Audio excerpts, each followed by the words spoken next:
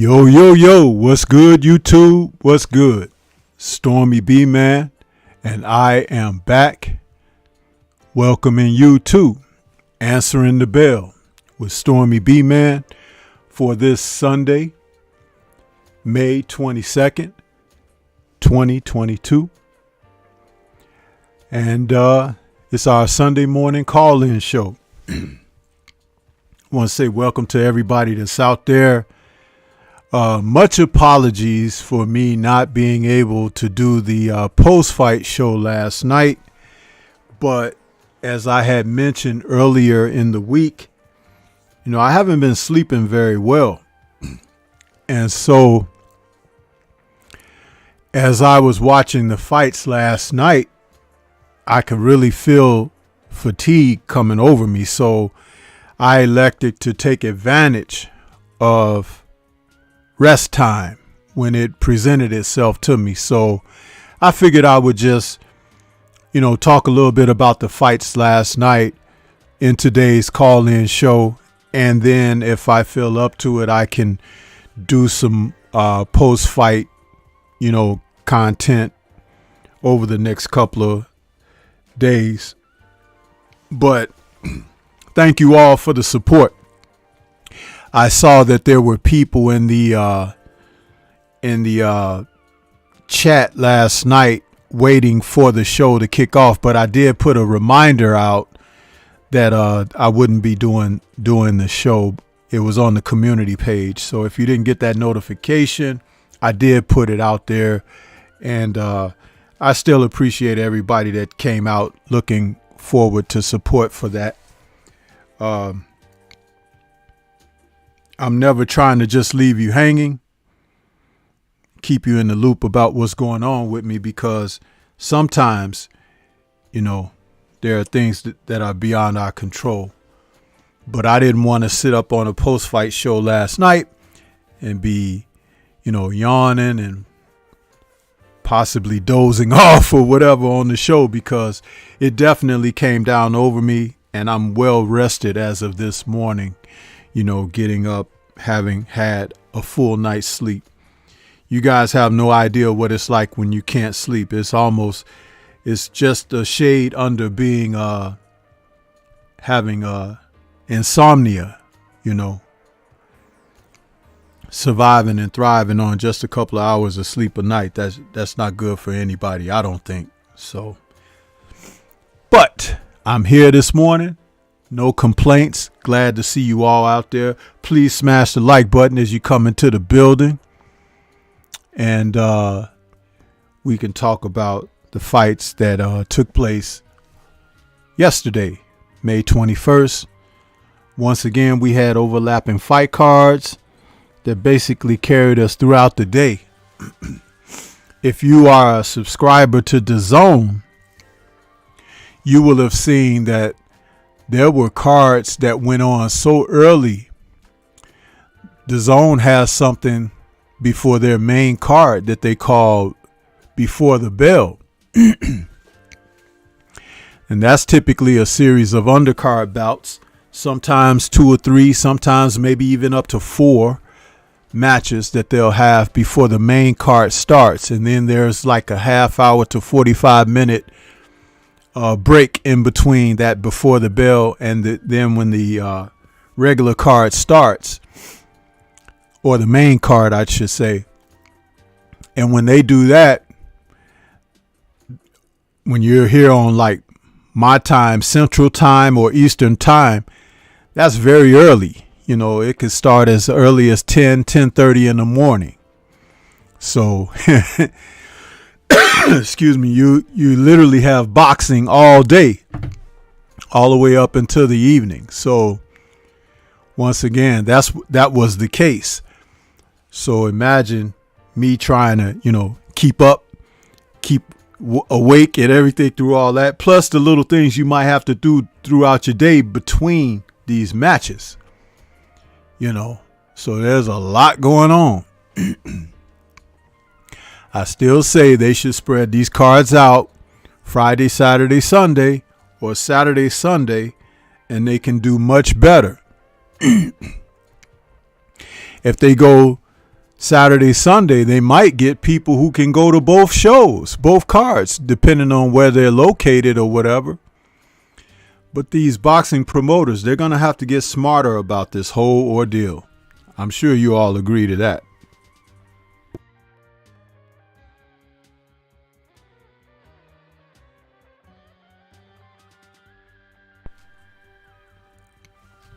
So, going to acknowledge some people that's come into the building. We're out here. Let's see.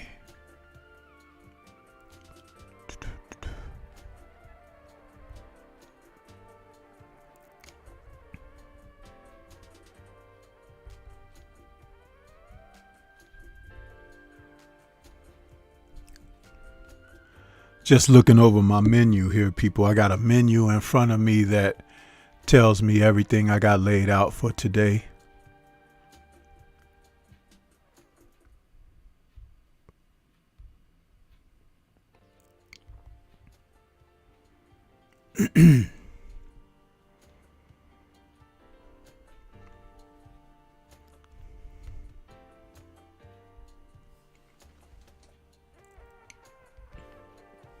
Okay, we're going to go out there into the chat with a little morning roll call.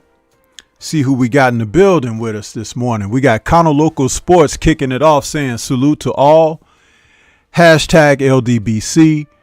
Great stream that you had going earlier, Counter Loco. I listened to the majority of it while I was getting myself ready this morning. Sylvestrio's out there saying, Stormy B, what's up? What's up with you? Rob Sportsman Lee back in the building saying salute Stormy B Man. Clarence McLean out there saying that Stormy B Man salute. Antonio MMA out there saying good morning Stormy B Man and my sensei, feels like forever since you've been live. Well, I was live Friday night, you know. Excuse me. I was live Friday night, so you know, Don shot us back saying salute. And King _ Junior's out there saying salute Stormy B Man in chat. Jeff from Queens is out there saying Stormy B Man salute, salute, peace, peace. I hear you out there. Kenneth Johnson, our resident medic, is out there saying salute Stormy B Man. Dwayne Jones is back, blessing up from the mighty ATL. Stephen L. the Mac is up. He says, what's up everybody? Antonio is saying, R.I.P. John Page, a.k.a. Batman. This world leaves me speechless, and I don't understand why it won't get better. Well, just take a look around you, Antonio. That's because most of the people that are around you don't want it to get better. Remember, anything about improvement begins with self. If you can't see imperfection when you look into the mirror, that will tell you why they call the mirror vanity, okay, or a vanity. Think about that for a moment. And you're most correct. R.I.P. to our brother John Page, aka Batman, and condolences to his family, and our sympathies go out to them. He was a big factor out here in the community as he participated on panels and in chats and on shows countless times, providing us with information on the inside because of his contacts and associations. And I had the pleasure to be a part of some work with him on several different occasions. And he's always was warm toward me and friendly toward me and respectful toward me. And I did the same with him. So the community loses another soldier. And, you know, our deepest heartfelt sympathies go to his family. Yeah. Who else we got out there? Dank Father saying salute OG, RIP to the great John Page, aka Batman. Brother Code is out there saying what's good. Let's see. Antonio says, at Dank Father, man, his energy, integrity is something I respect. No matter who it was he was speaking on or who he was talking to, he spoke on his brothers, whoever, he always kept it real. Hamza S is back saying, salute STORMYBMAN in chat. Salute to you as well. Yes, sir. So, as we get ready to get into the show this morning, I'll start this off with talking about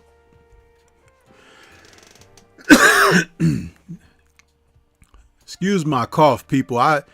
Before the show went live, I was drinking some water and of course had that situation where the water kind of goes down the wrong pipe and then it make you cough or whatever. So that's why I'm coughing this morning. I don't have a cold. I'm not sick. It's just that irritation from something going down the wrong pipe there. I hate that mess when it happens. It happened right before I go live too. It's like, it's always something, you know? But, yeah. Want to start off with talking about the bouts from yesterday. That DAZN card that kicked things off. Buatsi versus Richards. Now, if you guys had tuned in to my Friday night chop session, I brought back the Thunderous Top 10. And coming in at number 10 was this young man, Joshua Buatsi, on my list. I had given the reasons why. I said that I might be doing this a little bit too soon because Buatsi is still a work in progress. I had given him credit for being out there seeking out the tutelage of Virgil Hunter, and how when a fighter seeks out, especially one of the fighters from a foreign market, seeks out a Western trainer, veteran trainer who has worked and has success with champions, when they do that before they lose, I give them credit because you don't want to wait until something goes wrong to begin to recognize, room for improvement.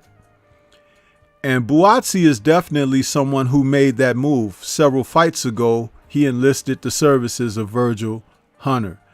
And I think it has, to a certain degree, benefited him. But last night, I have to say, people, as high as I was feeling about him, I might have put him on that Thunderous Top 10 list too quickly. And I'm all for accountability. You know me, I've talked about that. When I watched that fight yesterday between he and Craig Richards, Richards is a fighter who he has history with. From the amateurs, being over there in the UK, they both know about each other. And there's a lot of things that they know about each other more than we know about one another, and as far as looking at them. And I give Richards credit for bringing his A game to his match with Buatsi yesterday. He had a hell of a performance in boxing. As I looked at the fight and I scored it, let me pull my scorecard up here because I have it right here with me. That's one of the things I like to do is score the bouts. And I try to score them without, I've got these earbuds, excuse me. I try to score them without questioning myself. So it's like if I put a score down, I'm going to put it down. If I, You know, I don't like to waver or scratch nothing out and things like that. But what I noticed in that fight yesterday between Richards and Buatsi, let's see, how did I have it?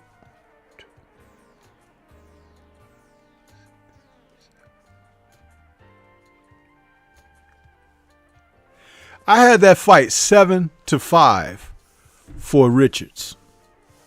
Yeah. Yeah. Buatsi won a decision, but that was not a clear-cut victory. I felt that Richards was the better boxer in there. And I stated this, and I'll say it again.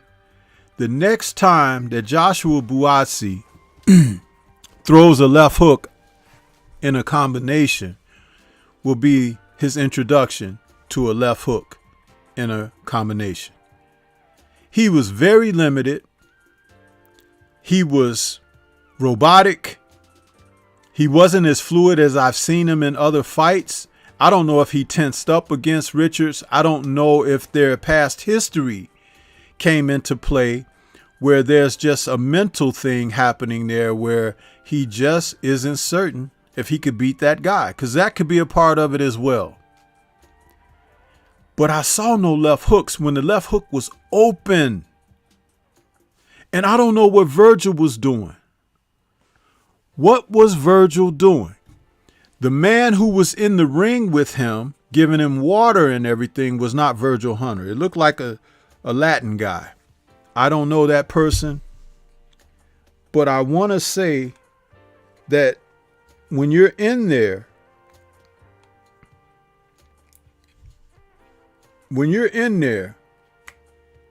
you have to perform.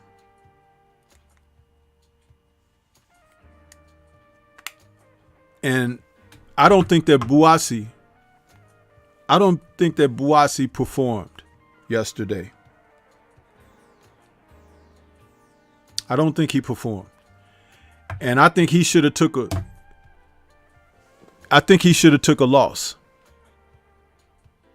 You know, I'm very honest in my assessment of things. And that's what I saw. Maybe because he's the more popular between the two. I don't know.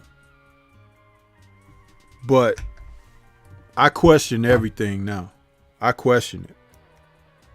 What were they doing? What were they doing? I have no idea.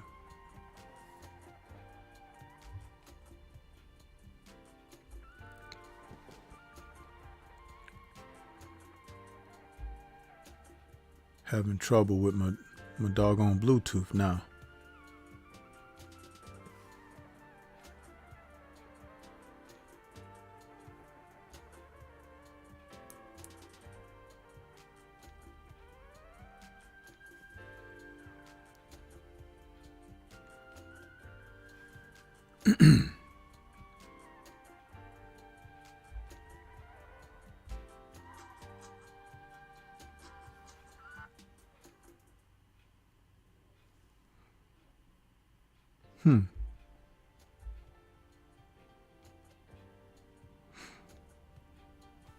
What the hell is happening here?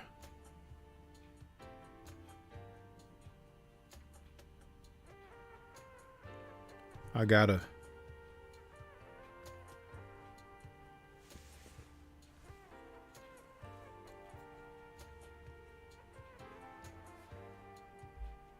tell you, me and this technology, bro.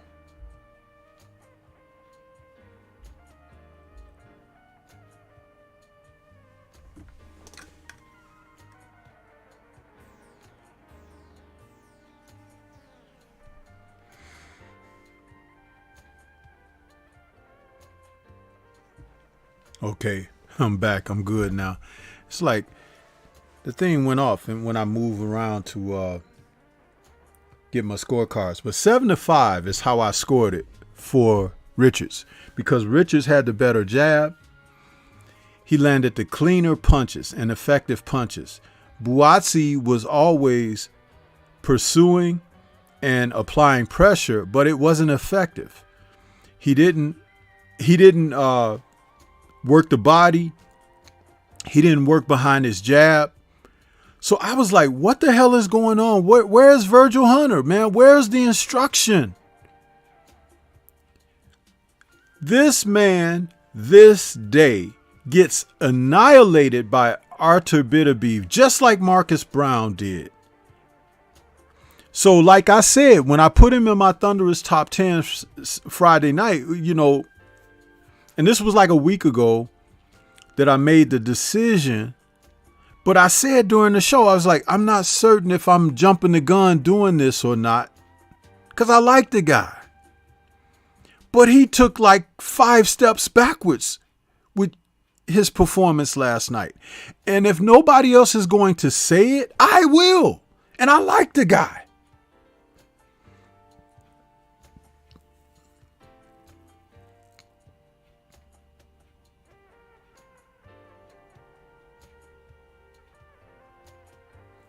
And Antonio, MMA, listen. Don't try to come at me like it's like, oh, he didn't look like the real deal last night. Dude, if nobody knows that, I knows that. You know what I'm saying? Which is why I could lead off the conversation in talking about it the way I can, because that's the acknowledgement. That's it right there. If I didn't know anything about both men going into that match last night, I would have to say that Craig Richards looked like the guy who they're moving toward a title shot. And that man, with his boxing skill, will defeat some other fighters in that division. It would be great to see him have an opportunity against Joe Smith or Dmitry Bivol. Now, I know that Bivol defeated him, but he showed something in his fight with Buatsi last night that he's made some improvements. For some reason, his boxing style reminds me of Keith Holmes, the former middleweight and super middleweight, you know. He reminds me of Keith Holmes so much. But Keith Holmes was a southpaw, and but their boxing ability is similar. So anyway, I don't think Buatsi did enough to deserve to be in the Thunderous Top 10. And an adjustment, and a fast adjustment, will take place when I, revisit the ratings for the Thunderous Top 10. Because what I saw last night, that guy right there does not win a world title. With the men out there who have titles and what he has to compete against out there at this particular time in his career. Now, I could say it because that's an honest assessment looking at what he had to offer. Didn't look too good to me. We've had some more people come into the building. We got K-Rod out there. What's good with you, K-Rod? K Causey. Don't know who that is, but welcome. Cassandra, I see you out there. She says, salute Stormy. Salute to you, sister. T-Berry's in the building saying salute STORMYBMAN in chat. JC is back saying sensei. Dwayne Jones says Buatsi is a black Liam and Callum and a black Ted Cheeseman. UK domestic level. Brother Cole says, I just saw some highlights and I definitely agree with you, Stormy. Mr. Pac-Man is back saying salute big dog. Brother Cole says, I have to watch the whole fight. And we got Scrapbook Boxing in the building saying peace to my brother STORMYBMAN. Excuse me. Salute to you, Scrapbook. Good to see you out there, brother. Demon Kennedy says great show. Antonio says, I'm only 22, Sensei. I'm learning through you. I was reiterating what you had already said. However, neither of them made adjustments at the least. They both just fought one way all night. See, Antonio, mind the fact that I spoke about they're familiar with each other. They know each other. They have a history. That's just like over here when our amateurs, Earl Spence and Terrence Crawford and all those guys, you know, Sean Porter, they all knew each other, right? In the amateurs, they fought against each other and stuff like that. So they're familiar. Some guys may have crossed paths 2, 3, 4 times. But at this professional level, Richards seemingly has the type of style that it's not going to be popular, but he'll come out probably at the end of the day better for it because he can box. He's smart in there. He's savvy. If he had just a little more pop on his punches, he'd really be a threat. But right now, the light heavyweight division has a number of killers. They can kill you with their fists, but there's not a number of them that can just box your lights out. And that's the difference. That's why Richards could possibly get in there with somebody, and if he can survive, he can get a title. I've seen worse fighters than Craig Richards become champion of the world, especially in this modern era of, you know, multiple title belts. But I could see Buatsi getting in there and getting beaten up really bad because he's stubborn. The fact that he couldn't throw a left hook off of a combination, loading up on the right hand that you could see coming from last week. And then he throws it, and that's the end. No left hook to bring yourself back on balance. And that's the finishing punch in a combination. The left hook brings you back to center gravity. The guy can't throw a left hook to save his life. He will throw one when he's trying to leap and hit you, but he's not throwing it in succession as a part of proper boxing technique. And for a guy that does that, he's a dead ringer for a counter right hand. Scrapbook Boxing is out there in the chat. He could tell you exactly what I'm talking about.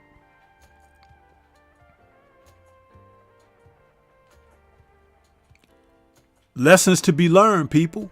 Lessons to be learned.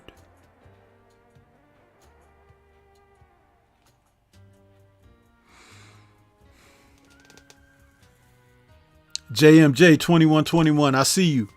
Tim Muzzy, the Skywalker in the building. A1 Hoop Zone is out there. Yeah. I didn't like what I saw on that. So again, I had it 7-5 for Richards. Yeah. So, you know, Mr. Buasi, take your butt back to the gym. And Virgil Hunter, you better get busy, man, because what you're doing over there, I don't know. I don't know. Leaving a lot to be desired, man. Leaving a lot to be desired.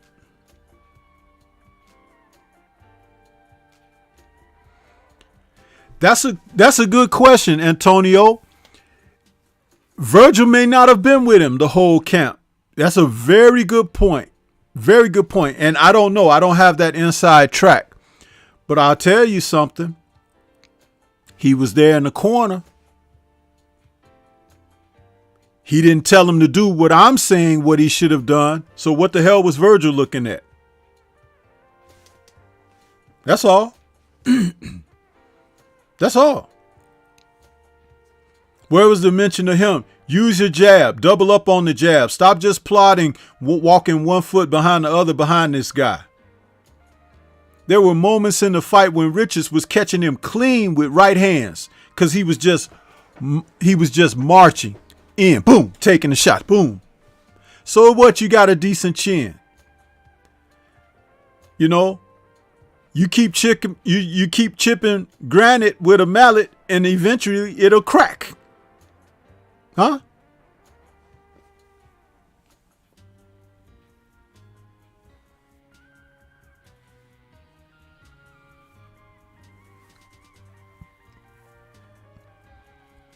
A lot of these trainers, I'm telling you, they are not what they are awarded as being. Sometimes a guy can be so talented, he can make that trainer look like $1 million. But it's the trainers that can take a guy and build him and improve him into something that you never saw coming. That's the difference. There's not enough of that out there. Now, you can't make sugar from shit. I know that. But as a trainer, as a mentor, as a coach, as a teacher,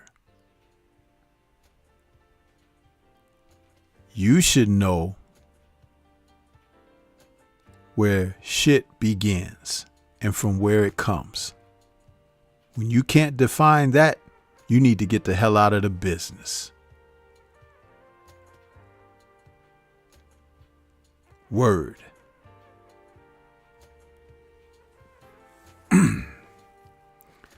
Salute to Supreme Beast Boxing Talk. I see you out there, brother. Kenneth Johnson says, a scrapbook salute. I would love to go to this year's International Boxing Hall of Fame induction. Watching Roy and Tony get inducted would be great. 88 Sports Talk in the building saying, Buatsi, I watched him a couple of times. He's a C-level fighter. Once he steps it up in competition, he's getting slept. 704 Joe is in the building. I see you out there, 704. He says, peace to the gods. That's right, King Corleone, 1000%. Scrapbook says, all facts, brother. Y'all really need to pay close attention to what STORMYBMAN is telling y'all. You see, that's Scrapbook. Scrapbook has been around some of the Hall of Fame coaches and trainers in the sport. I'm nowhere near that. But I'm telling you, as someone who has coached and trained and mentored, where does this knowledge come from?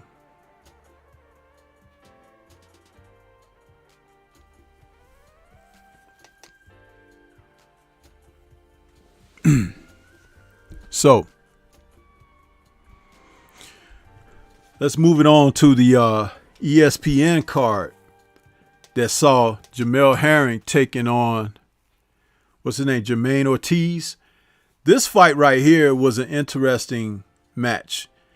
Why Herring accepted this fight coming off of his loss to Shakur Stevenson. I don't know if his people looked at this young man, Ortiz.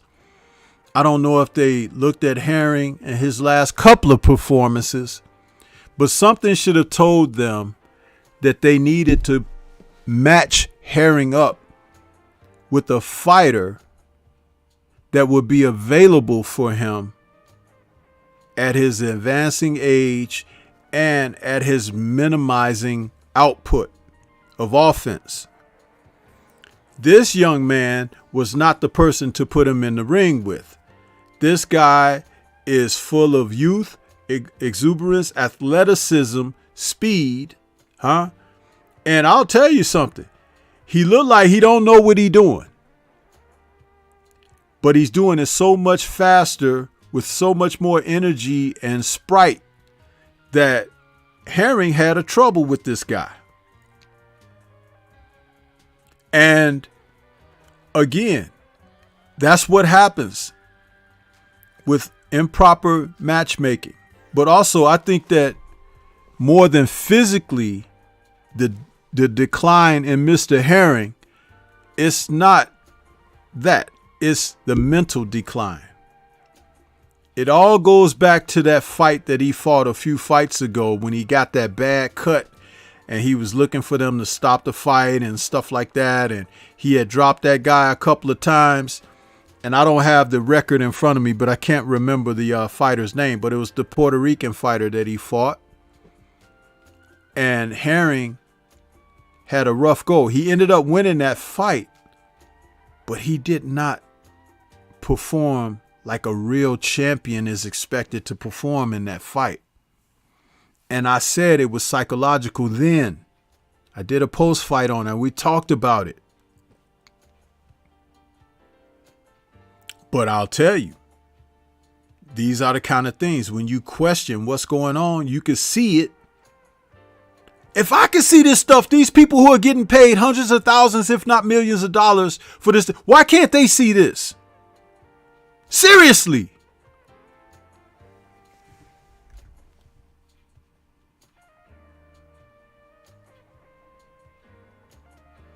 Salute to you out there, Shauna TV. I see you in the building.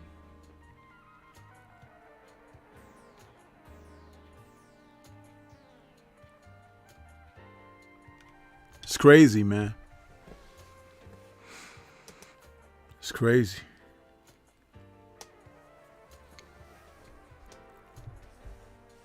At no point in this fight did Herring go for broke, sell out, try to show this young boy who's boss and stuff like that. You didn't see any of that. And in order to perform that way, in order to show that type of resolve, you have to turn it up. You have to put it on display. Ain't nobody just gonna give up and say, here, Mr. Herring, here's my ass for you to royally kick. Ain't gonna happen.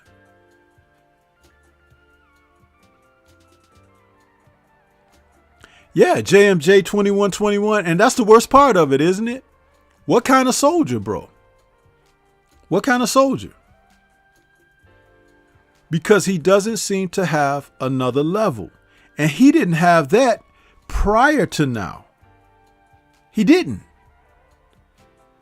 The Frampton victory was more of Frampton's shortcomings and limitations than his strengths.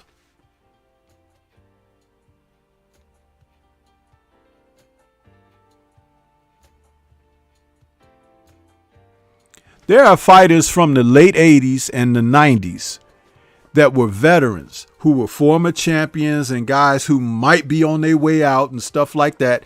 Kind of the similar situation that Herring is in. But they were so good, polished, practiced, had resolve that when they would get in there against young guys like what you saw in Mr. Ortiz, and this is not a knock against Ortiz. He's young, wet behind the ears, milk around the mouth. He's still got a lot to learn. But a fighter of Herring's pedigree from that era, they would have worked this kid over last night.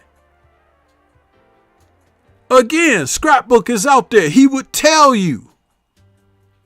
It shows you the diminished level of acceptance of quality across the board in the sport,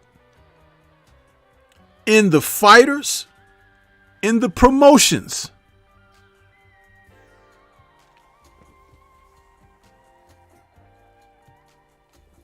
When I was growing up, a bar of soap used to be thick and like a block, you know, a bar of soap. Now, when you buy a bar of soap today, through inflation, soap costs more, but they giving you less. You think I'm lying to you? Open your next bar of soap. Whether you're using Dove, Irish Spring, whatever soap.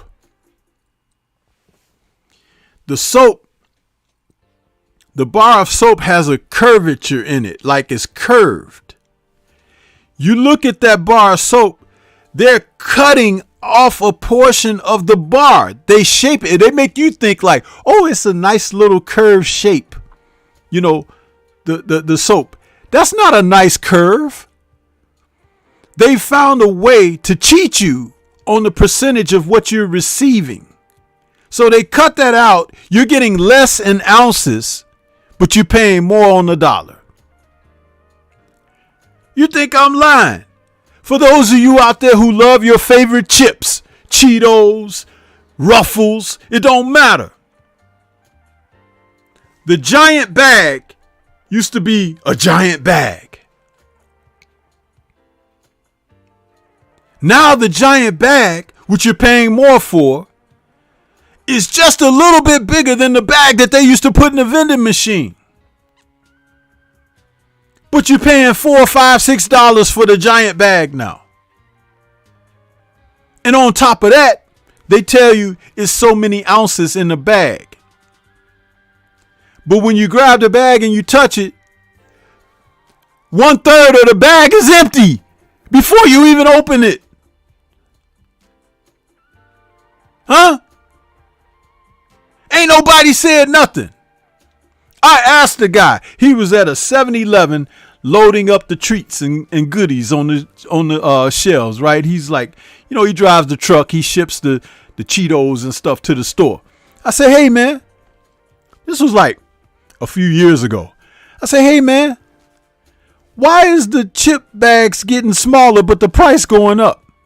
He's like, man, you got to ask the company about that. He's like, I just do this. I said, yeah, I know that. I'm saying, but haven't you noticed it? Because this was when the switch was just happening. I said, haven't you noticed it?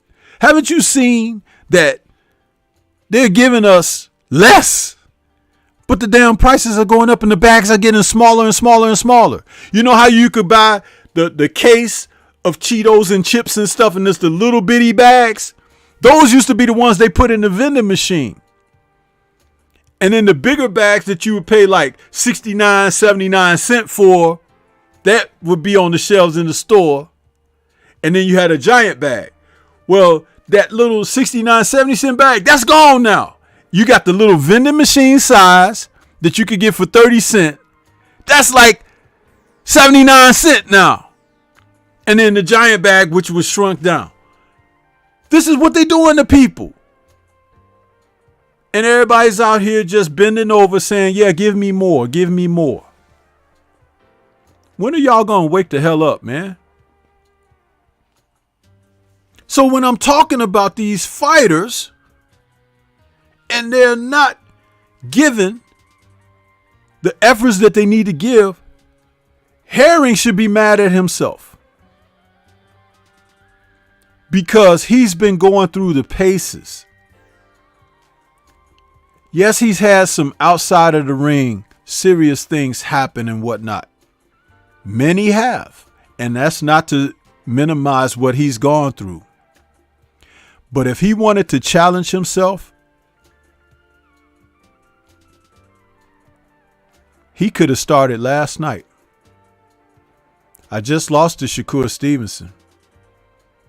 Now, he's supposed to be a young 5-star fighter coming up.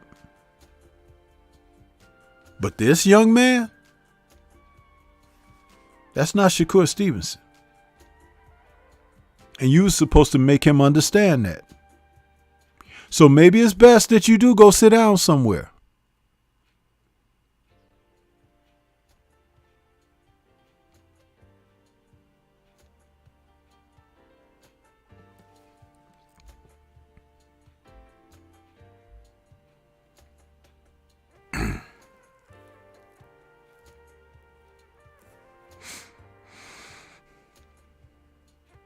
Shamar Rashawn Salam, Mansa Musa Lifestyle, Curtis Price. Appreciate all of you. Smash that like button as you come in, people.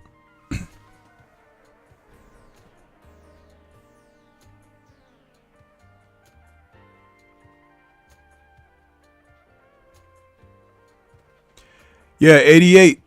And I'm not a proponent for telling people to retire.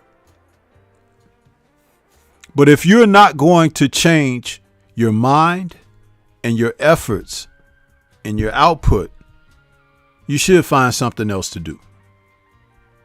You should. You know what I mean?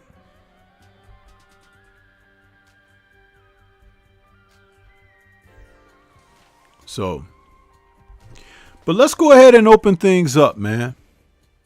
Let's see what you guys have to say about all of this. Salute to William Old School Ireland out there. I see you, bro. Says, I just got home from church. Tone 40 in the building. Yeah.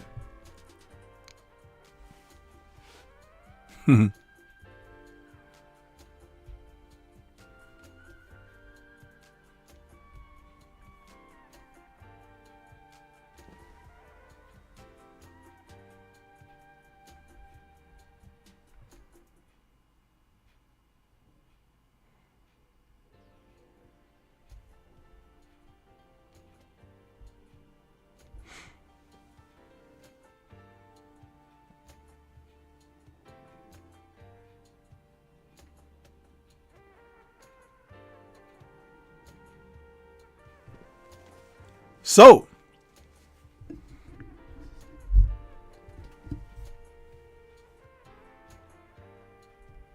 in that main event card where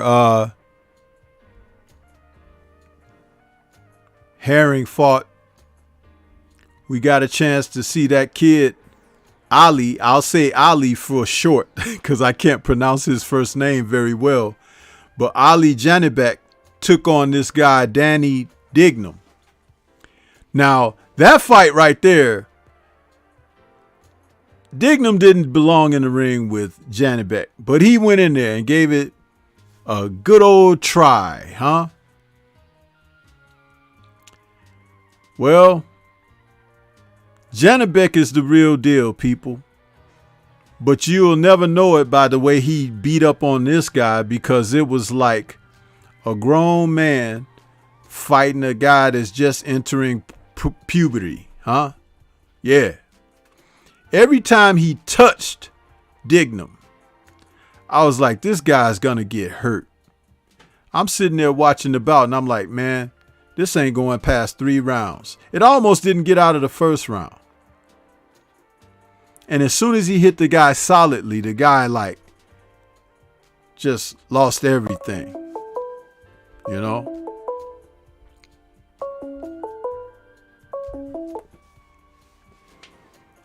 Okay, we got 254 in the building. Welcome to the show. Who's calling? What's on your mind?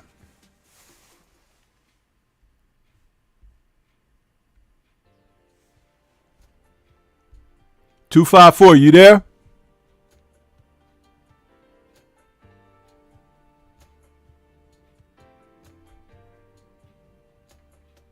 Hello? Yeah, I hear you now.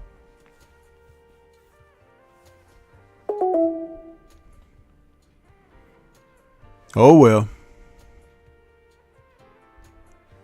He said hello that one time and then that was it.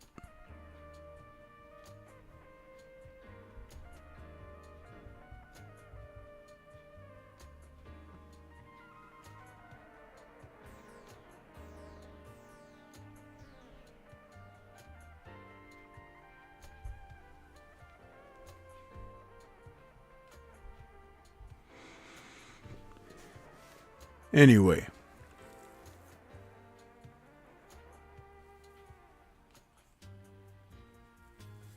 What we got?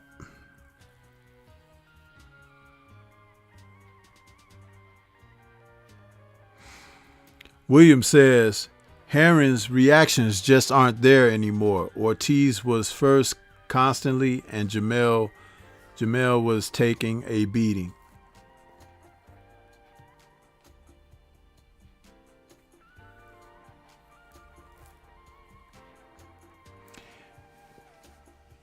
Took some headbutts too. I think he took a headbutt to the mouth that really messed up his mouth. That kind of stuff. And as a veteran fighter, you know, guys who headbutt with their activity, intentional and unintentional, you're supposed to know how to slow all that down as a veteran. And I won't tell you on the air how to slow that down, but there's ways that you could slow down those headbutts, man. You could slow them down. And Herring was getting butted quite a bit. Jared 011 Green out there saying, that was me, OG. I couldn't hear nothing. Oh? I can hear you just fine, Jared.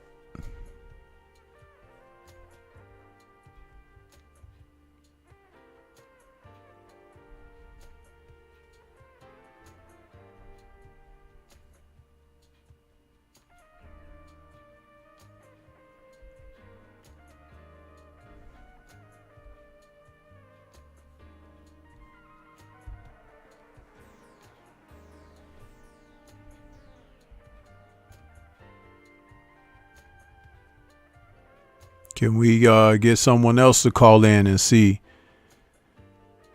I don't know what's going on. Maybe it's acting up like it did before.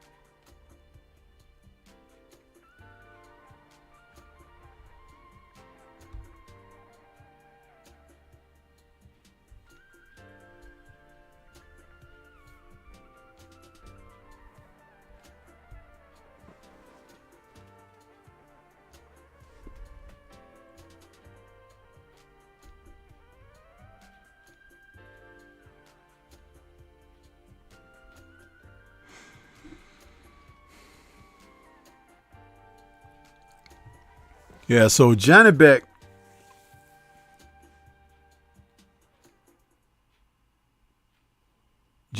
is definitely a fighter, more youthful, more exuberant than Triple G, and maybe a monster killer, you know, maybe a monster puncher and all of that. But he's going to need someone to get in there and to measure all that up against. You know?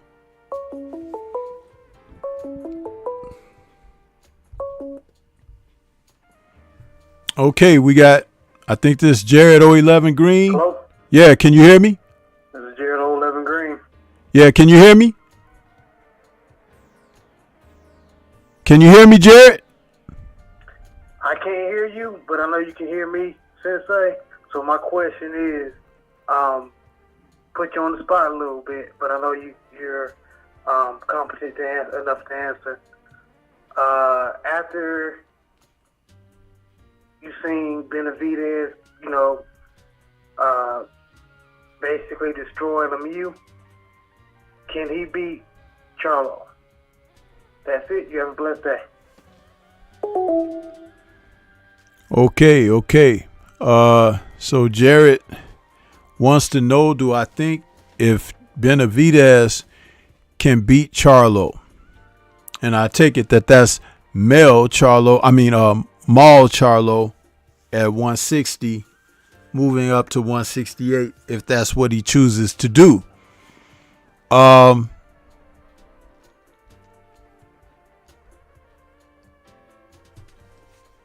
It's very possible. Very possible. Salute to Ella E out there in that super chat. Says salute STORMYBMAN and everybody in the chat. Janabat calls out Charlo. Your thoughts? We could talk about it. First of all, to answer Jared's question, and I don't know why Jared couldn't hear me, because I could hear him fine and everything on here is saying everything is good. So I don't know what's happening with that. I really don't. It's going to take a couple more people to call in to see if there's a system problem or what. But to answer that question, Jared and chat, the style that Benavidez brings to the ring is definitely something that will require Maul Charlo to show more diversity. It doesn't mean that he doesn't have it in him. It just means that he may not have had the opponents to bring that out.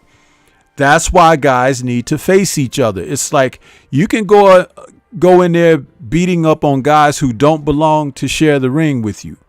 But every once in a while, you also need that test of if you are true to the championship requisites that you made yourself out to be.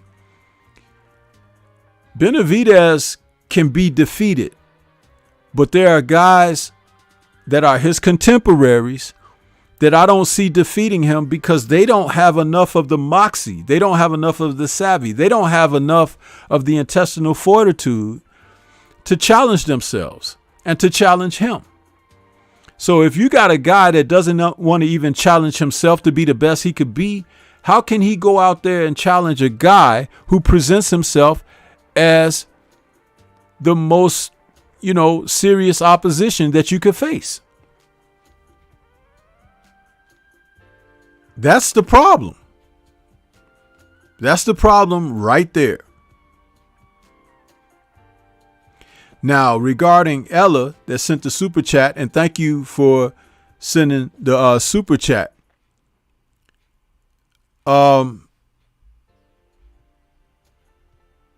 Janabek is even a different sort of challenge for Charlo. Because if you think you're bad, if you think you're tough, that's an opponent there that's going to make you show it or not.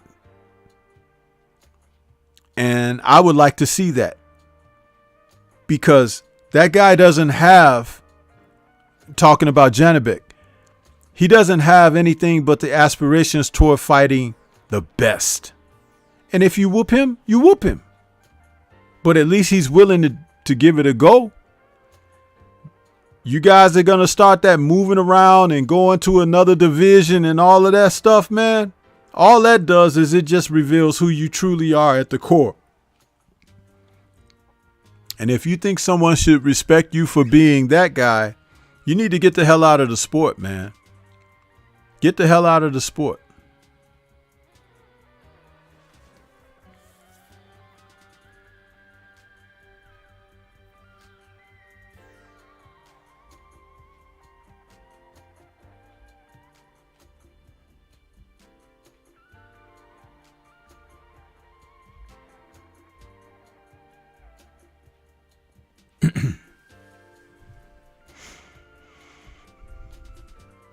So, yeah.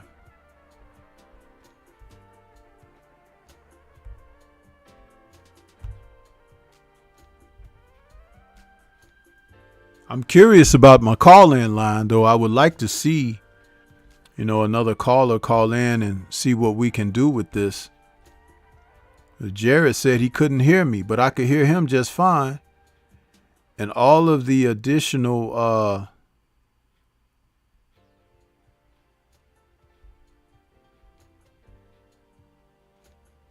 everything says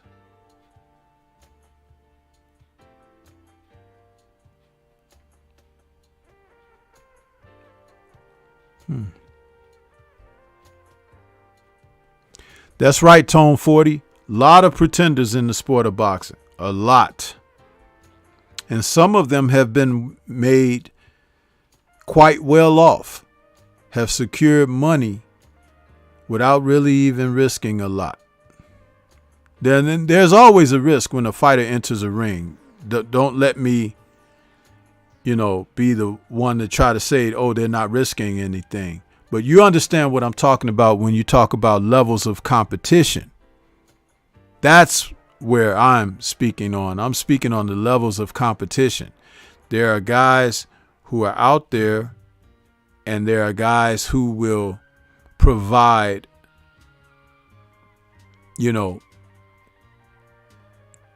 opposition. They're not just going to lay down for you.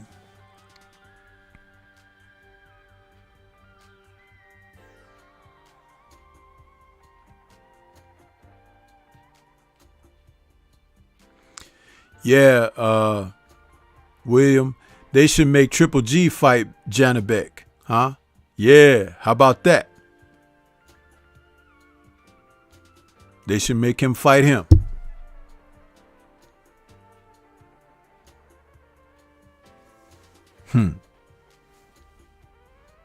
Antonio MMA says, William, brother, how old is Triple G? 4,700 years old. That's how old he is. Huh? And they won't even make him fight anybody. And he's sitting around waiting on Jamel Charlo. I mean, not Jamel. It's Canelo Alvarez. Really?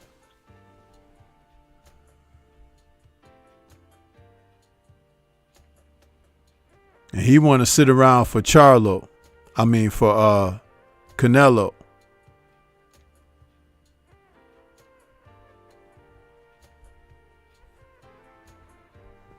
This is what he's sitting around for. Triple G. This is what he's waiting for. How about Triple G go up and fight Bivol? Huh? Yeah. But no. This is what he wants. This is what Triple G wants.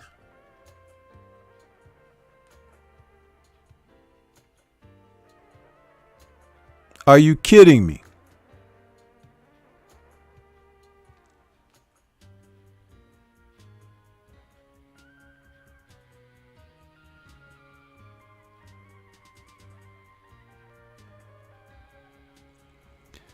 Antonio, if I could answer that question, I could probably, retire today with money in the bank. But I can't even understand it, bro. My mind don't stoop to those depths.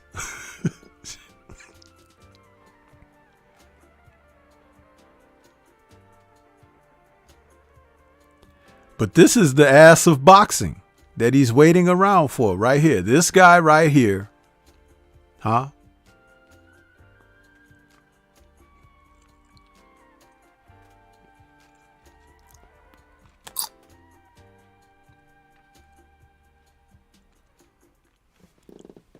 When boxing gets it right, it gets it right.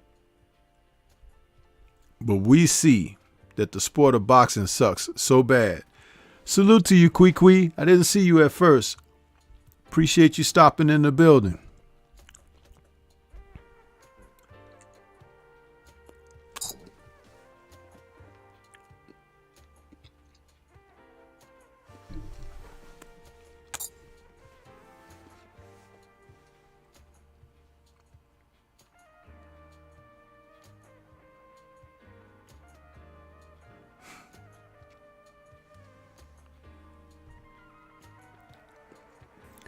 Shamar Rashan Salam is cracking up at something I said. I don't know what it was, but it's something, ain't it?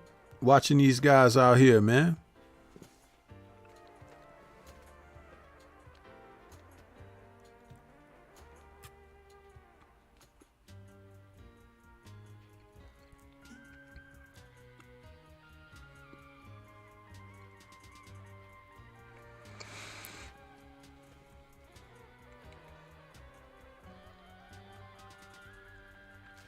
Smash that like button, people. We're only 20 thumbs up from 100. Let's get 100 likes on this show. Let's get 100 likes on this show.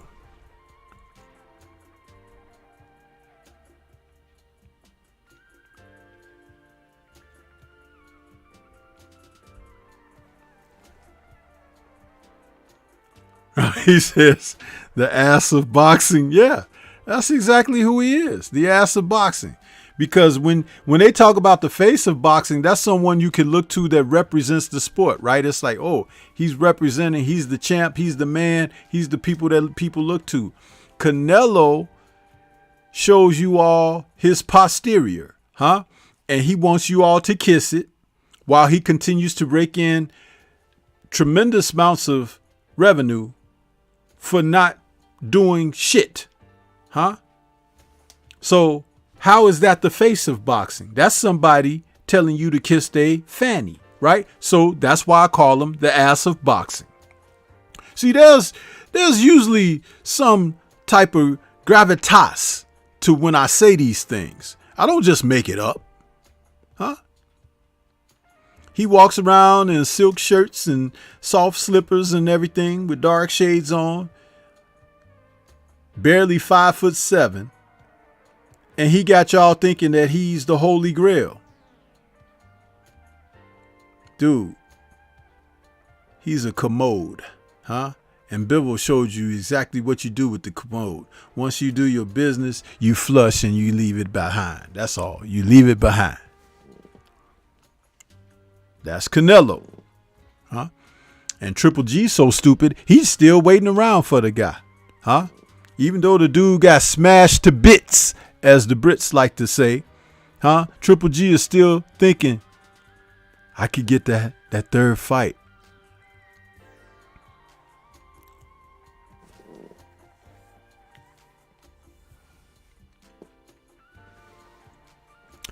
William Old School says, so Stormy, why aren't the sanctioning bodies forcing Triple G to fight someone just like the sanctioning bodies are trying to force Jermell Charlo?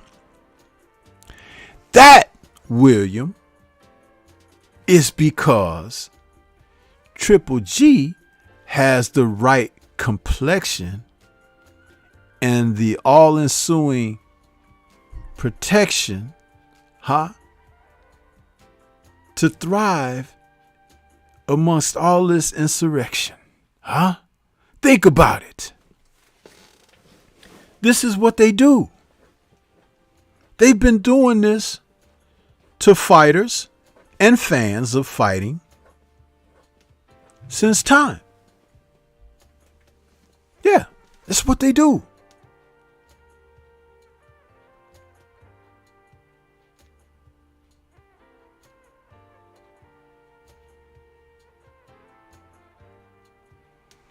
Shamar Rashawn Salon says he want that get back. He don't want that get back. Triple G's competitive nature on get back has left him long ago. But I've often stated this. He found out something when he fought Canelo Alvarez. And it has nothing to do about being able to compete with the guy who's better than who. He got a huge payday like never seen before when he fought Canelo the first time. Then they had a rematch and he, got that secure bag again. But economic wise, he had never been paid like that in his career. And against a guy who can't knock him out. So you could go 24 rounds with a guy and he can't knock you out. Why not do it again? Huh? It's like robbing the bank. It's like when Floyd say, I'm getting ready to go out here and steal some more money. Floyd is doing it, right? Floyd is out there. Did y'all tune in, pay to watch him do whatever he did? I didn't. Huh? But when these guys develop that in their mindset, as long as there are people to be getting their head busted open, you bust it to the white meat, huh? Brains and cerebellum everywhere, huh? Because you are the fool, not that person.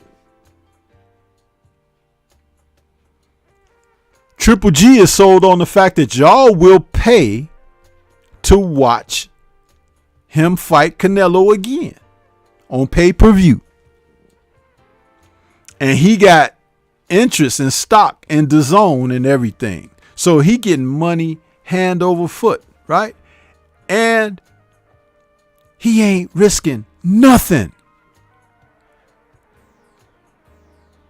That Murata guy he just fought, who was that dude? Nobody. Had been out of the boxing game longer than Triple G. Huh? pimping. Do you guys watch 78's Patreon, man? That he be telling you about the game, huh? Why are you disassociating one principle with another when I told you before, when I do my Tuesday tussle, boxing and real life, everyday life, there's like an analogy there. There's something taking place here. You think there is just colors behind there being a blue corner and a red corner? Huh? Really? A pool table. The surface is green. You got all these balls on the table. Huh? Stripes, solids. Huh? The 8-ball. The cue ball. Huh? Is the one that's knocking all the other ones off the table. What color is the cue ball? Did you hear me? Answer the damn question. What color is the cue ball? And game is over when what ball is knocked off the table last? I'll wait for a response. Huh? You don't hear me?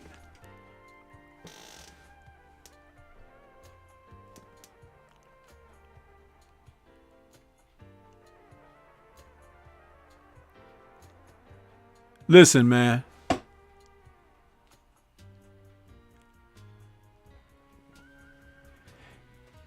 Get your pens and pencils ready, huh? And some paper.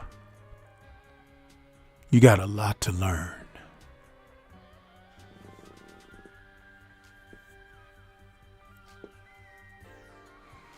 But you dummies will go to a pool hall every night, fighting everything over money, huh? Shoot each other, cut each other, stab each other, huh? Playing a game that you didn't even invent and don't even know the ramifications about what it meant.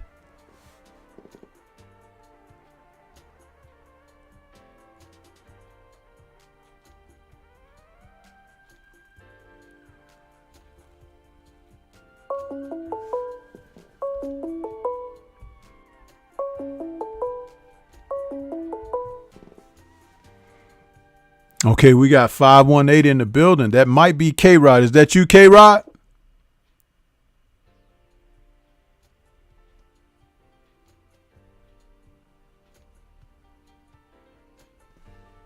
K-Rod? Hello? Yeah, can you hear me?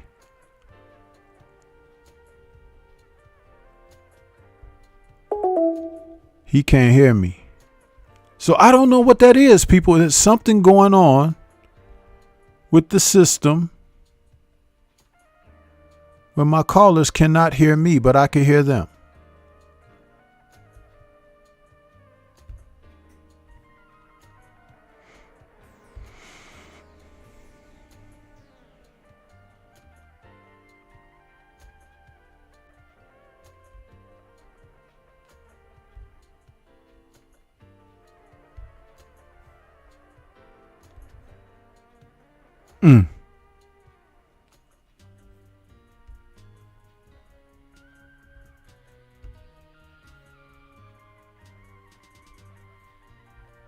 That is really weird.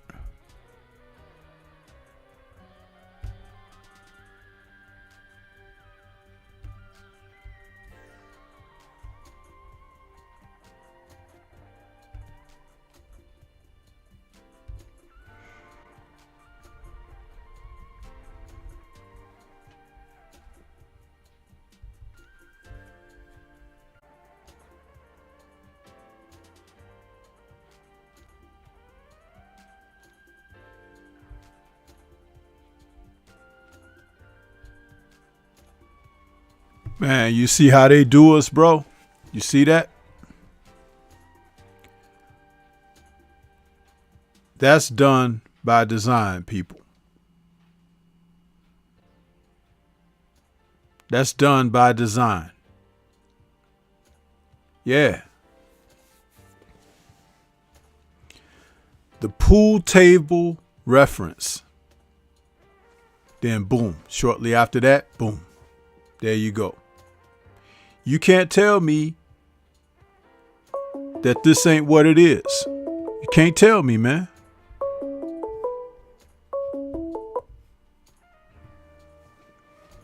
Okay, we got 518. Is that you, K-Rod? Yeah, can you hear me? K-Rod? Hello? I am here, K-Rod. I'm here. Can't hear you. I can't hear you, Stormy. I don't know why. I don't know why. Hello?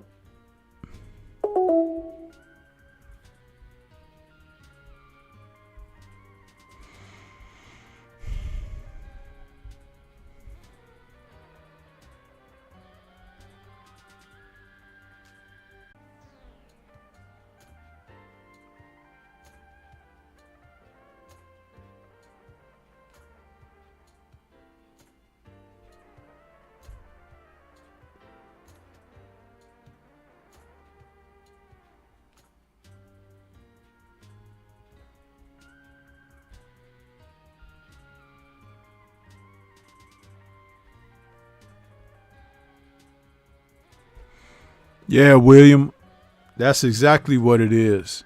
That's exactly what it is. Now, you know, you can get people on here and they could talk about a lot of things, right? Even like what we saw happening a week ago in Buffalo, New York, right? And that's okay, right? But you come on here and you speak truth. You speak facts. You speak about the system. But if you don't have the right complexion, this is what they do. Now, you can see it's right in front of your eyes. It's up to you to make the decision about what it is you're experiencing. My call in, I can hear the person fine. Why they can't hear me? I didn't do that. That's not something I did to the system. I didn't do that. It's supposed to be a two-way thing, right? If you call in, we talk. But now I've been cut. How am I supposed to repair that? How am I supposed to fix that?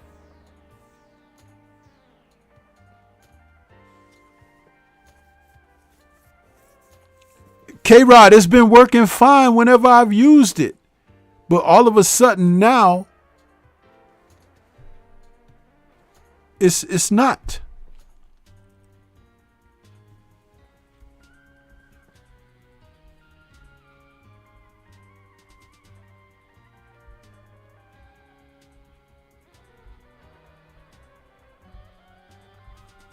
This is how you know these people are out here doing stuff, man. They're out here. They're doing things. Instead of just managing and everything like they're supposed to be, they do things like that because it's called censorship. No more, no less.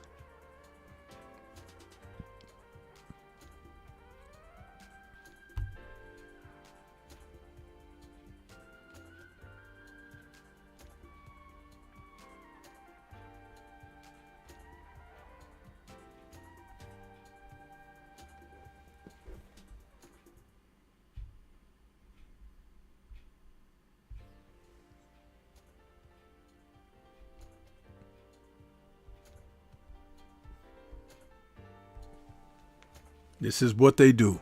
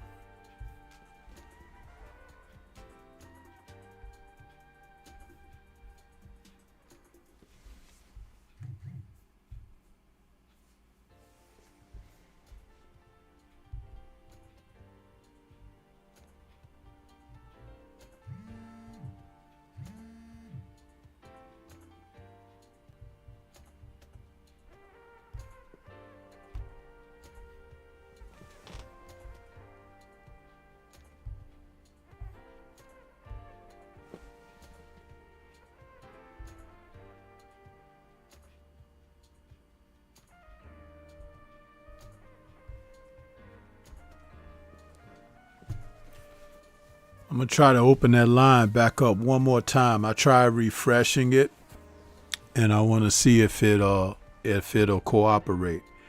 If not, I'll just shut the calls down for the rest of the day, for the rest of the show. But just know, people, that I don't know how to change that. The fact that you can't hear me, but I can hear you when you call in. That seems to be kind of goofy that they allow that to even happen. But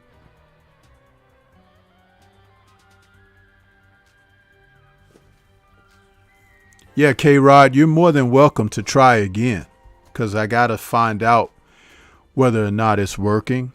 But there's no way there's no adjustments that I can make on my end to make it work. You know what I mean? So I don't know what to do.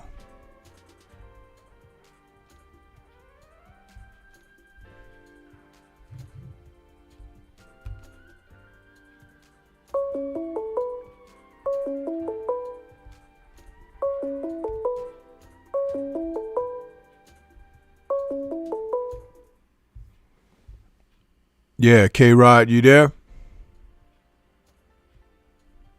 Hello? Yeah, can you hear me? Yeah, like I don't think it's working now. Yeah. Yeah, K-Rod, you there? I can hear you on your end, Stormy, but I can't hear like your voice. Yeah, it's Like, it's not working. This is, and there's no, I don't know what to do. I've never had to go in there and change the settings around for that. See?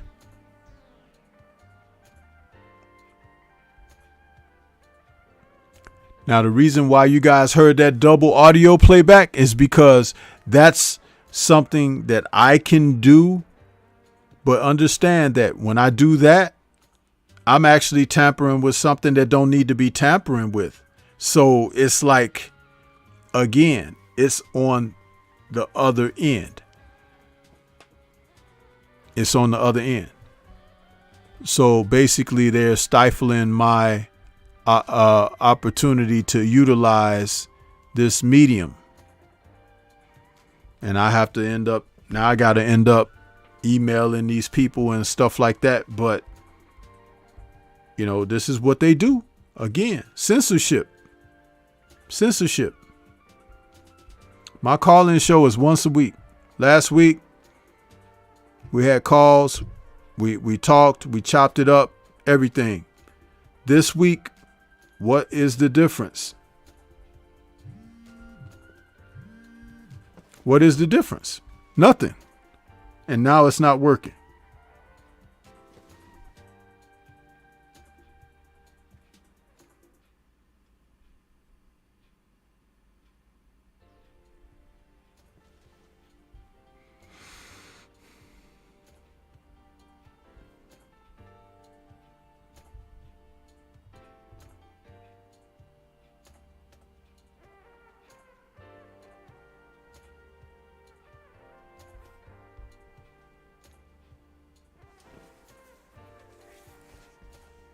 Wow.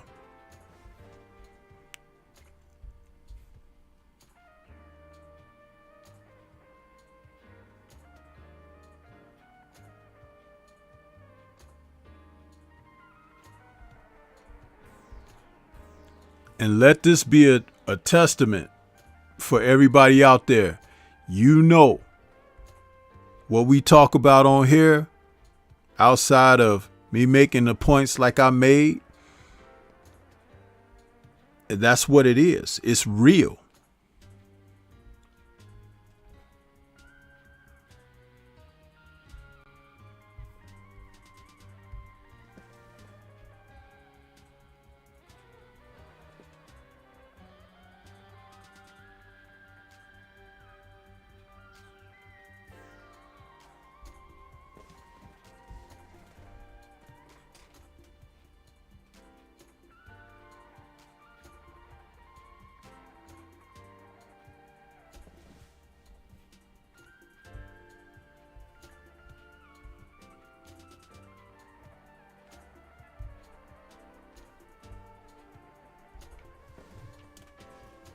You got a web phone, a call phone, and then they don't allow the person you calling to hear them. What kind of bullshit is that?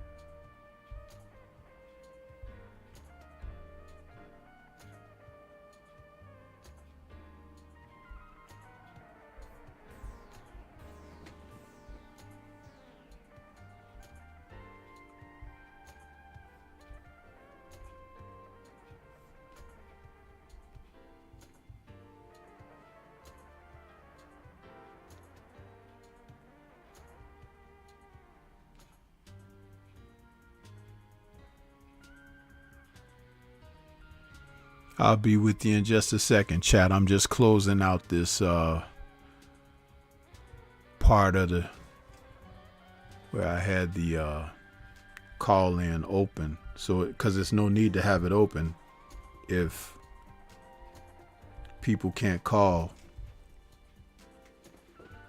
Now I'm gonna test this out later after I go off the air and find out if it's working. Then you know that they're doing it. And I'll post something to my community page about it too.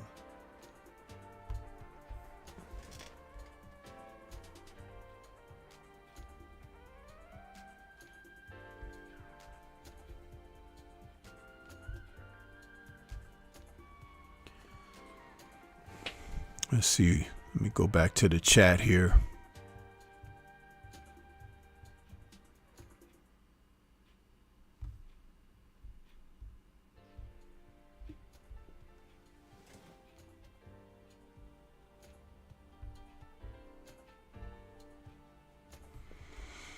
Okay, where we at here with the chat? I'm gonna go back a little bit.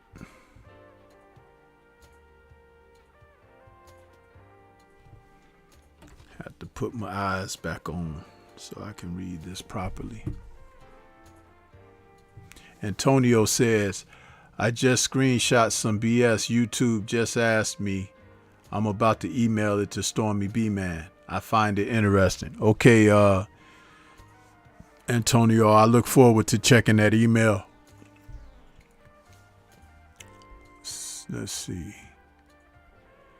William says, yeah, STORMYBMAN, you're right. The pool table reference did it. Okay, Antonio said he emailed me a screenshot of YouTube just asked me. Okay, let me check that out. Let me check that email out real quick from Antonio. Let's see.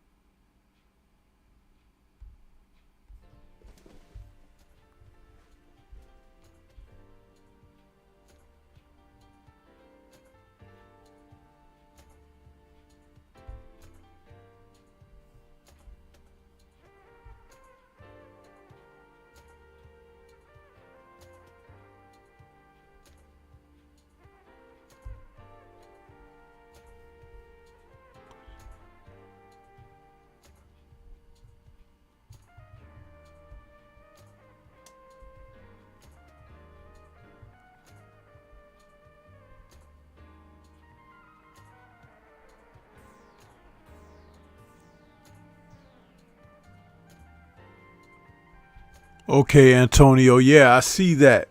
That's very interesting, man, because it's almost like they're saying we're doing this, but then if you don't want to experience that, do this, take this other step. Yeah, that's very interesting, and I appreciate you sharing that information with me. I appreciate that.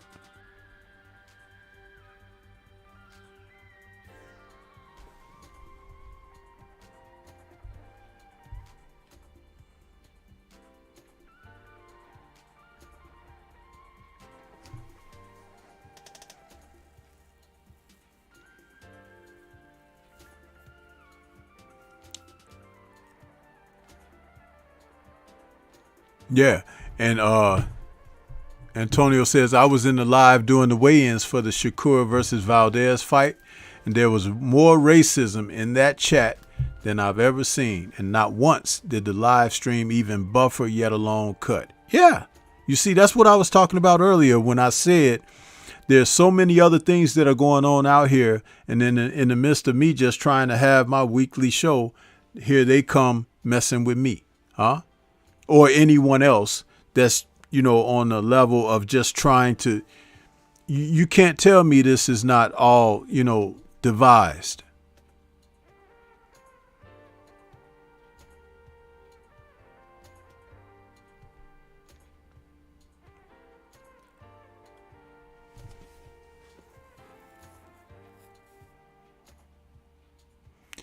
He says, do you think they're messed with the live chats as well? Because I don't think you're getting these Sensei. Yeah, I think they mess with everything. They don't create this without having a way of being able to manipulate. That's something that's understood. 704 Joe says, we appreciate the show. I appreciate you, 704 Joe. Jared says, we appreciate you anyway. Appreciate it. Don't worry, K-Rod. We'll get to the bottom of this for next week. Antonio says, William, when stuff like this happen, I'd rather not use the platform at all. Man, this is disgusting. All because Stormy's words may awake somebody for the better. Yep. Macadus Mac says, they take away likes and all. Jared says they're tripping. Yep.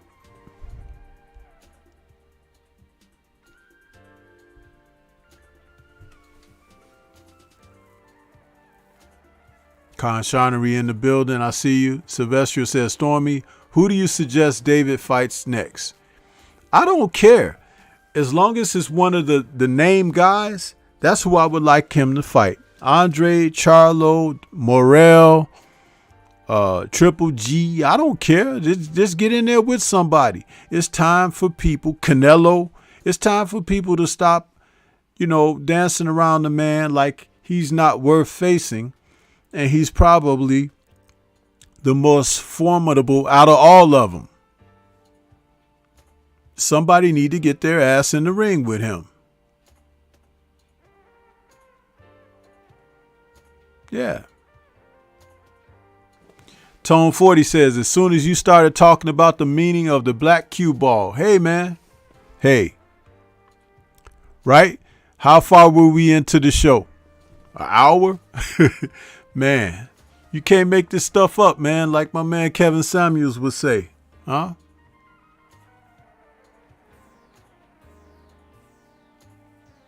Scrapbook says, you're cooking too much grits for the establishment. Flames are. Hi, Stormy. Yeah, Scrap. You know it. You know it, brother. You know it.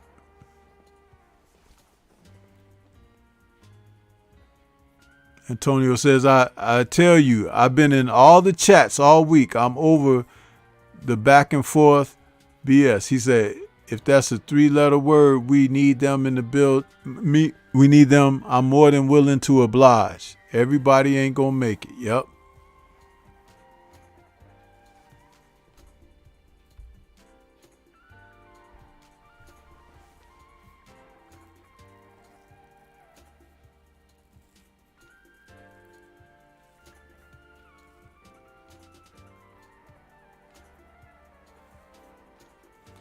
Jeff Ferrari Caesar's out there saying, salute, Stormy. Salute to you. Conshonery, you check the replay.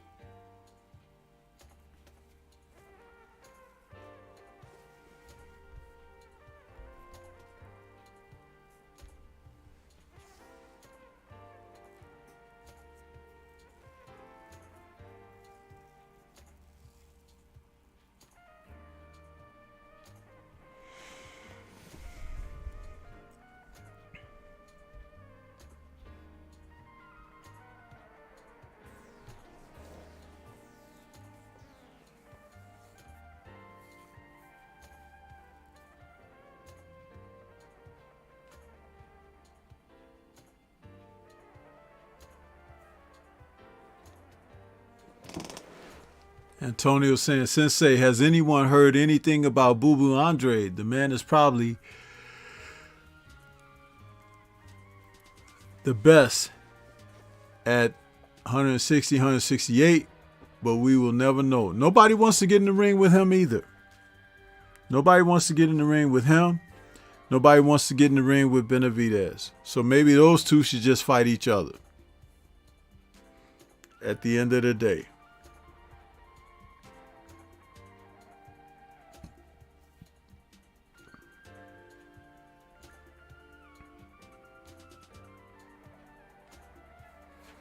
Conshanry, I had Richards winning that fight, bro. I had Richards winning. MPWTF in the building. Bruce Gass in the building. Derek Bailey in the building. Salute to you.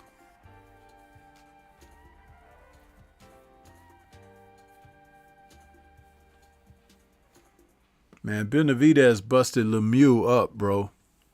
He beat that guy like he was beating on a man that was a cancer patient or something. Put him through the ringer.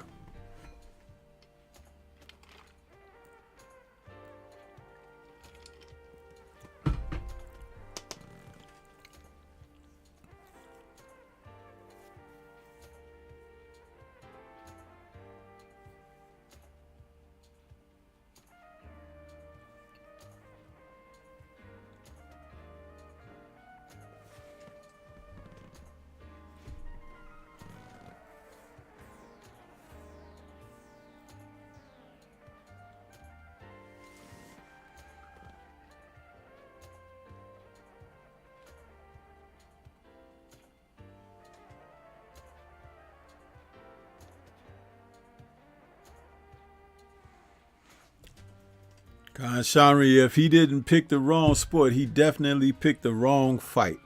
Huh? Lemieux should have held out for Charlo, Andre, Morel, Triple G, one of them dudes. He beat the crap out of that dude. And y'all think that's going to make Canelo want to fight him more? Shit.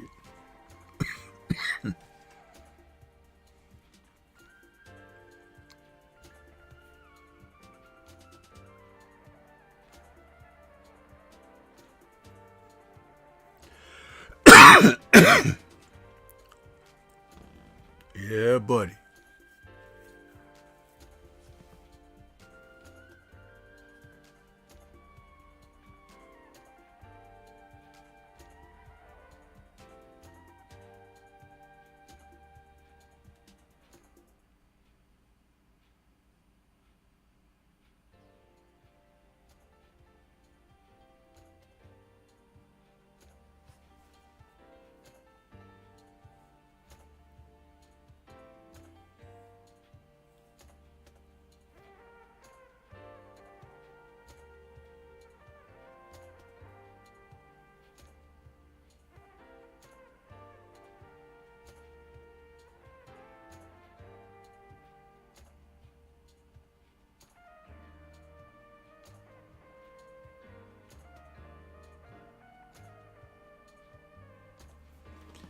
I'm just taking in all of this, trying to calm my nerve from the negative impact of what they were doing to the show. But just know that I will take some kind of action on this.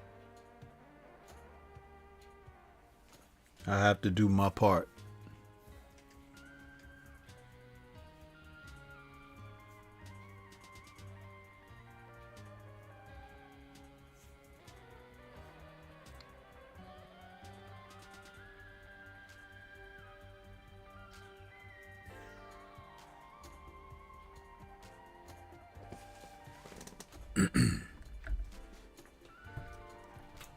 Yep. Gotta do what I gotta do.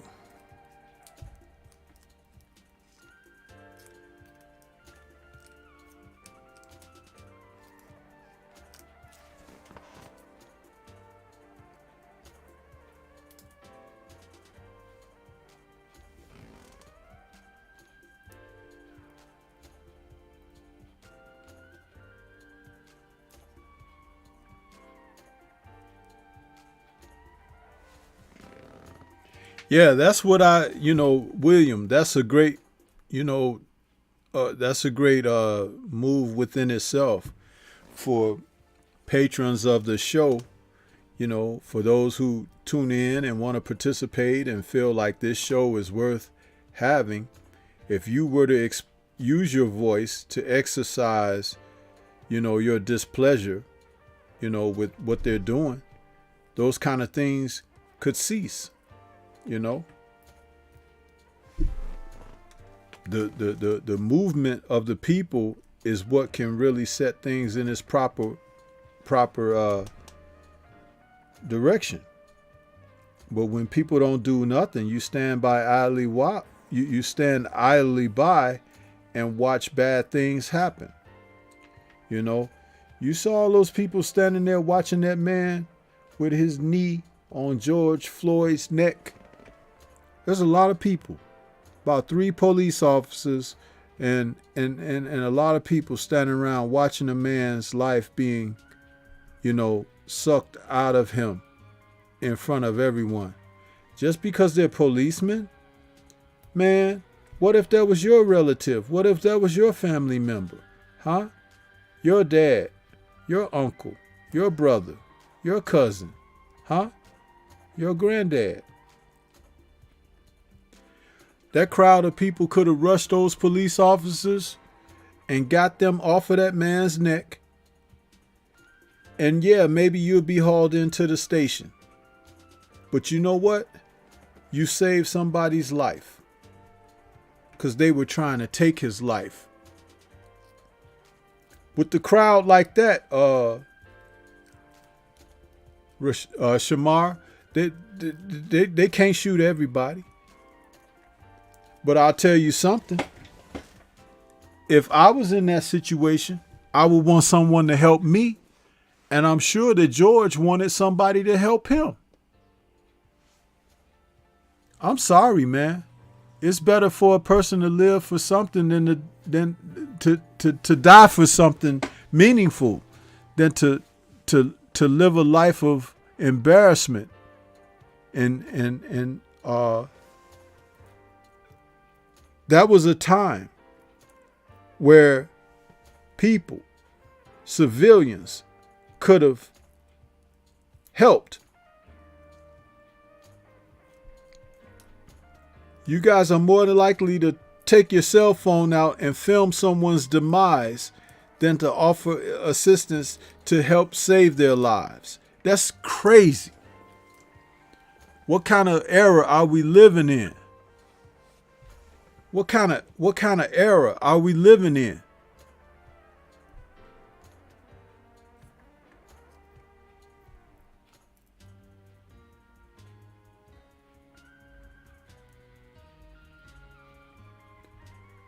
You know, back in the 60s, when we had the Cuban Missile Crisis, you had college campuses full of people protesting the war in Vietnam, protesting what was happening with the Cuban Missile Crisis.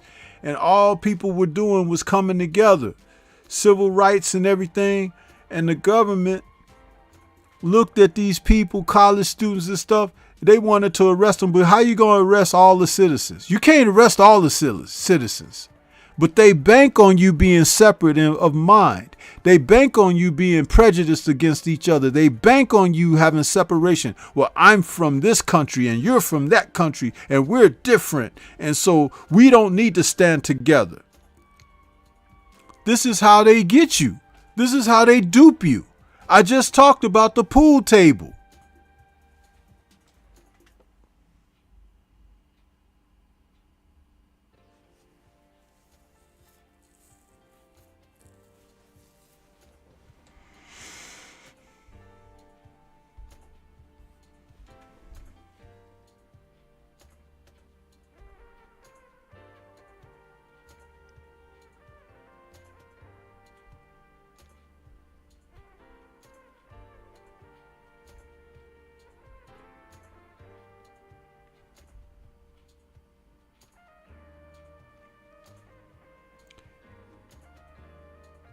What is conscionery? What is revolution born of?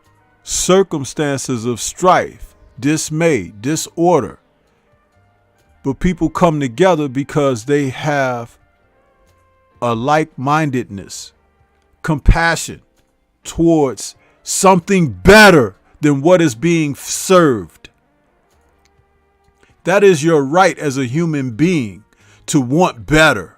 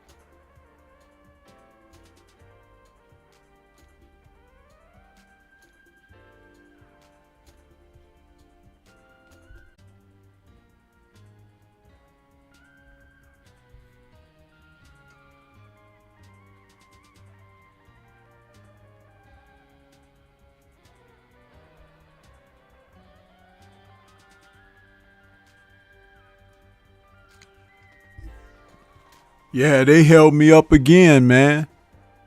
They held me up again. See, it's just like on my way out, and I was just about to close out to the show, and they did it to us again. It's like, what the fuck?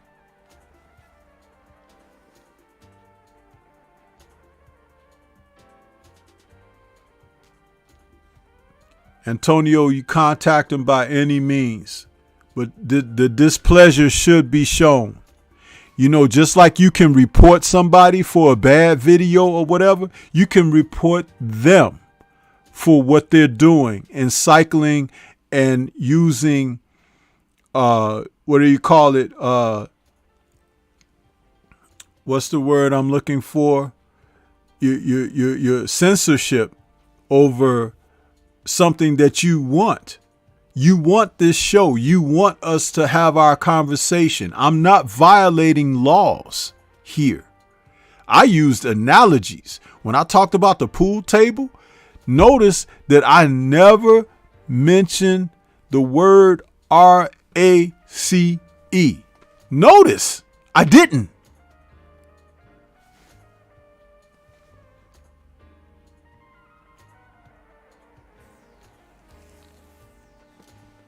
So there is discretion behind my expression. You understand? But I need the support of you people. For those of you who ride with me like that, please, your numbers, your voices, your messages, they mean something.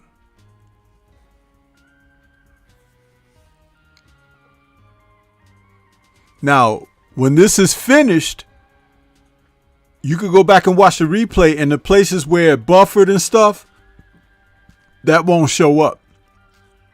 It'll just skip from where it started to when I come back and say, see what they're doing? You know, so that's what you'll see on, it'll look like it's edited, but that's not edited. It's just like the buffering don't come back on the replay.